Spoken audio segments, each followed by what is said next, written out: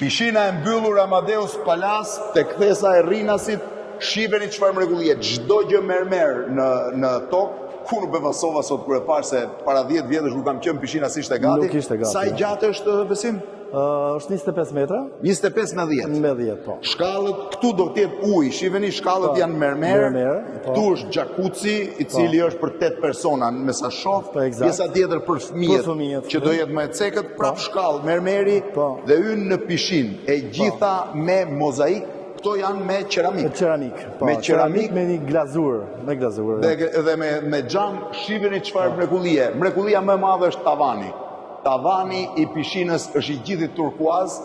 Shiheni se si duket, nëse ul pak ndriçimin duket sikur ke yjet që dëshojnë nga sipër. Shiheni pjesën tjetër të xhamave vitrazh në këtë drejtim dhe ka 5 pamje fantastike.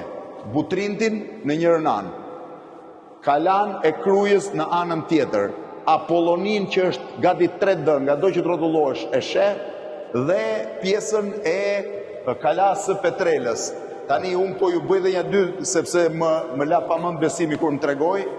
Këto janë të gjitha të pikturuar, të bëra me dorë, domethënë të gdhëndura me dorë, të ndërtuara me dorë, me gur shqiptar, shiheni si është kjo, që del dhe hapet, dhe pjesa tjetër. Ndërkohë që këtu çdo punim është po ashtu me dorë, është ndoshta pishina më e bukur që mund të shohësh ndonjëherë kudo ku unë kam qenë, se s'ka njeri që të bëj investime të tilla. Ja me gur shqiptar sërish, me guaska, me gur, me bordura, të gjitha të bëra me dorë. Shiheni çfarë mrekullie, pishina e mbyllur. Kur do filloj të funksionojë? Vitin e ardhshëm. Vitin e ardhshëm pretendohet që të fillojë të punojë. Të funksionojë. Shif çfarë tavani.